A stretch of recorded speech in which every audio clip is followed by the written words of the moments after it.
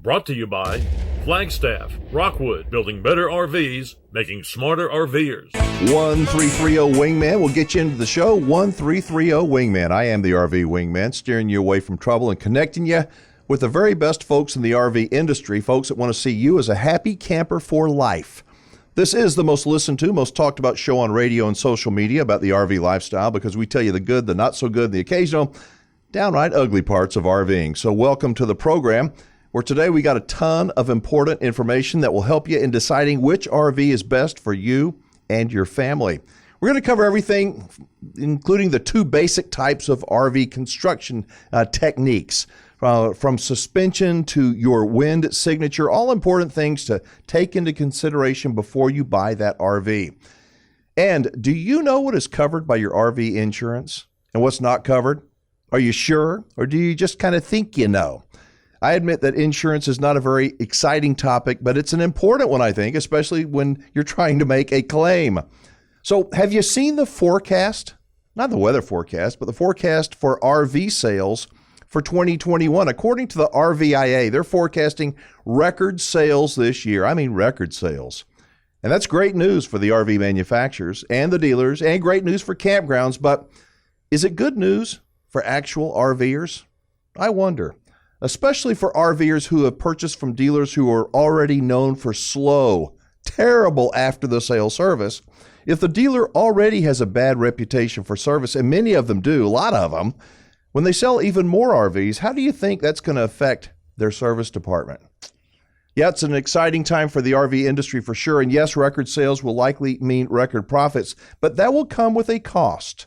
And the RVer, the actual consumer who has service issues with their RV, is going to be the one that has to pay that price.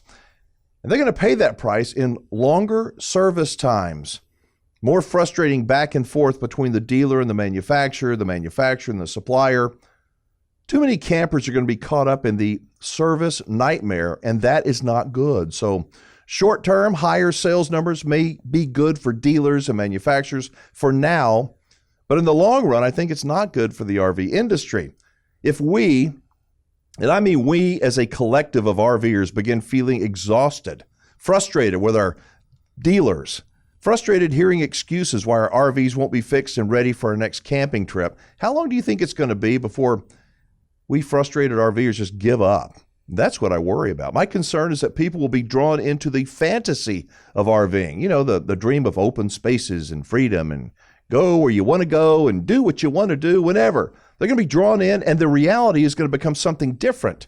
But you know what? I think there is something that you can do about it, and that something is to become more knowledgeable about, well, more educated about your RV, your specific RV. Now, that's going to take some time, and you'll most likely be out of your comfort zone. And the more educated you become, the more knowledgeable you are about how your RV operates, how it functions, the more you're able to do repairs on your RV yourself and not have to go back to the dealer. The happier you're going to be, the better off you're going to be. Now, the truth is that RV problems on your RV are thankfully able to be repaired. At least most of them are. They're able to be repaired by you. They can. But you'll have to take the time to learn those skills to make those repairs. If you'll actually take the time to read and learn your RV owner's manual, learn the workings of your RV, not only will you be more likely a happy camper, but you'll realize that fixing things in your RV will even give you kind of a sense of pride. It will. A feeling that you'll never get when you take your RV back to the dealer for service. Plus, you're going to save a ton of money. So even though the service at some RV dealers will likely get even worse in 2021, and it will, most repairs needed on your RV can be done on your own. There are some good online videos that can be helpful, and hopefully one of these days, before too long, we're going to be able to get back up to our monthly camper classes that we hold at local RV dealers around the country, where you can actually have a hands-on learning experience, you know, face-to-face.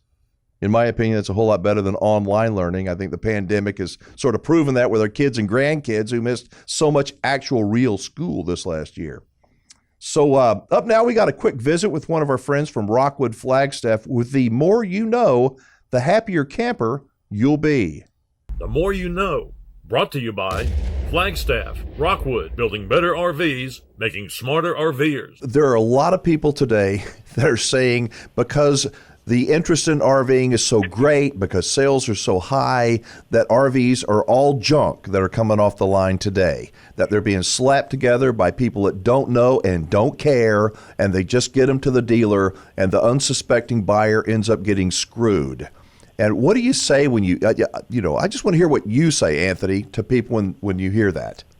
Yeah, so I can really only speak from personal experience. Can't speculate on what others are doing, and while that may be something that's happening out in the industry, I know that actually here at Rockwood and Flagstaff, that we haven't changed our standards. We haven't changed our production numbers. We talked about part shortages. We're running about the exact same number of trailers a day that we were this time last year because of part shortages. But, we've actually gone a step further. I think we probably discussed it on the show before, that we've actually introduced our new customer assurance inspection facility, our CAI building, and that's taking it a step further from what our PDIs used to be, where we're now pulling even more random trailers off of our production line than we were before, that were already PDI'd, that were already inspected, to then inspect them even further to find issues. And we'll find right away if electrical's been messing up because we're doing one or two more trailers a day. You got to slow them down. You got to have them doing the right thing. So, granted, I'm sure there's trailers out there that maybe are slapped together a lot faster because a lot of manufacturers aren't used to this rate, to this speed. But I can speak from our standpoint here. That's not something we're going to let slide, because we know after this is all said and done, it's not always going to be this busy. And if we're just throwing trailers out there, slapping them together, word's going to get around that those Rockwoods and those Flagstaffs are just kind of slapped together. And man, their quality really took a hit when things got busy. I know we've talked a little bit about this in the past, but how do I distinguish a good dealer or a great dealer from a not so good or a crummy dealer? What do I look for? Yeah. If I walk in, I believe go with your gut, and you can feel sometimes a sleaze factor, I call it. Sometimes when a salesman tries to just attack you. But what am I looking for at the dealer? How do I tell a good one from one that's not so good? Because they all sound nice in the beginning. That's right. It's kind of like you said, your gut, your intuition, your initial feeling, but kind of goes back to what I hit on earlier. What is good? Is it best price? Is it good communication? Is it good servicing?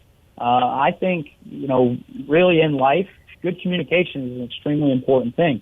So throughout the entire process, if you're getting great communication on the sales side of things, that may paint a picture for how your relationship is going to be with that dealer going on. If you start out and it's poor communication right off the bat, that too may paint a picture for what you're going to experience along the way. We all have our different preferences on how information is provided to us. Some people like a more in-your-face salesperson that can provide all the information right away and give everything to you.